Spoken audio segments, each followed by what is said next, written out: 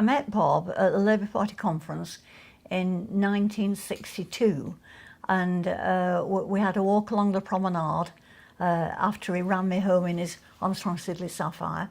And as we walked along, he told me that he sent a letter to the, I think it was the Keighley News, regarding the closure of the line up to Oxenhope from Keighley. Notices had gone out from British Railways, as they're bound to do if they're going to close a railway, and he had seen these notices, and therefore he thought, what a good idea to try to preserve this 4.5 mile stretch of line through very, very rural areas at that time. It's a bit more urban now, but it was very rural at that time. And so he wrote this letter, and he was inundated with responses. They decided to have a meeting, and clever Bob, he decided to book the smallest room at the Temperance Hall so that he could then report a packed meeting. So there was a packed meeting at the Temperance Hall in Keighley as the inaugural meeting of the Keighley and Worth Valley Railway. Yeah. I first came over to Haworth Yard in 1965 during the school holidays. I'd had a magazine sent by my uncle that had an article that described what was happening with the Worth Valley Railway, the attempts to preserve it. So I came over to have a look and find out what was going on. And I went in the yard and expressed an interest and was immediately given a job. So that was the start, and I never stopped doing things from then on, really. No, it was all good fun at the time because it was a pioneering thing. We all felt that we were creating something. The railway wasn't operating then. The only trains running were trains that we ran for engineering purposes to carry materials and things about. So we felt we were really creating this thing, not from scratch obviously, but renovating something that was fairly well broken, putting it back into order and seeing it back towards eventually reopening. So there was that kind of pioneering spirit, and at that age we were all young teenagers. We were young teenagers really doing adults' jobs. I first came here as a volunteer in October 1968.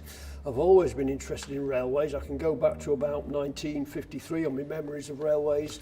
At that time I lived in Grimsby, so it's quite a long way away to come here, albeit I'd had family connections with the area. It was only the second standard gauge railway preservation organisation, of course, so if you wanted to get involved in one from the Grimsby area, this was the place to come. Hence I came here, and I've been here ever since. And I met the track gang on that day. We were jacking and packing the track just at the other side of Mytholm's Tunnel. You jack up the rails and sleepers, pack the ballast, which is ash, steam locomotive ash, horrible stuff underneath the sleepers to make it hopefully level and a smooth curve.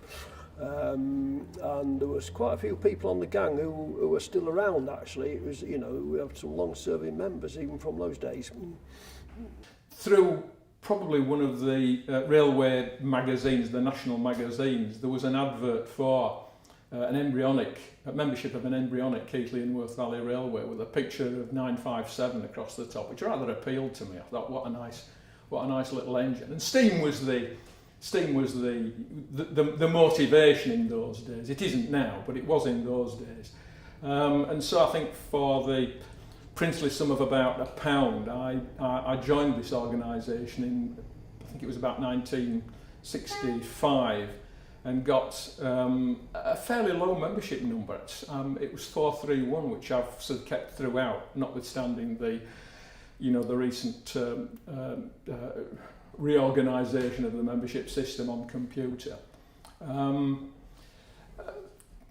couple of years later, I think just in advance of opening, there was an offer to convert from standard membership to life for the wonderful sum of, I think it was £15. So having already renewed at £1, I was invited to pay another 14 and be a member for life, which I did. So I've become a life member for the cost of £15, which I think I've had my money's worth over the years.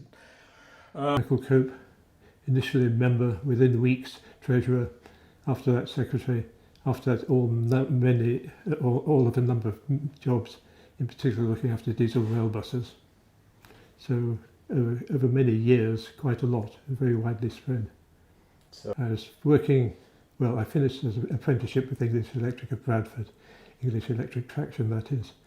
Returned to Bradford after a little bit of delay in the design office downstairs.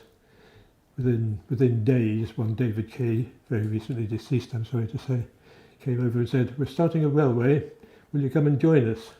So I was there, and within weeks, literally within weeks, I was treasurer.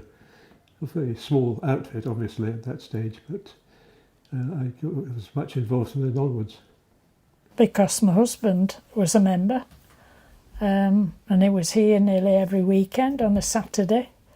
And I had 2 children who were very keen on trains, so I used to come with Anne Cryer and ride up and down the train with the children. Yes, it is. We now have a director, age 19, who was elected at the last AGM last month. So I think that's pretty good going.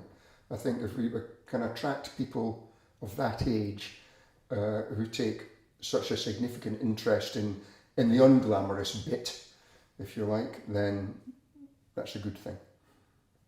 I can't imagine my life without the Worth Valley Railway, you know, because it's been an important part of it. I remember when Jane was born, so that was 65.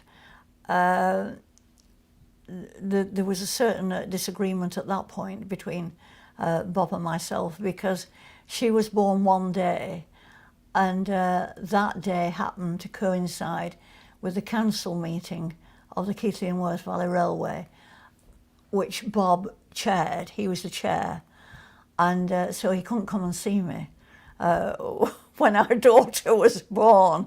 So that led to a lively discussion, but we recovered from it.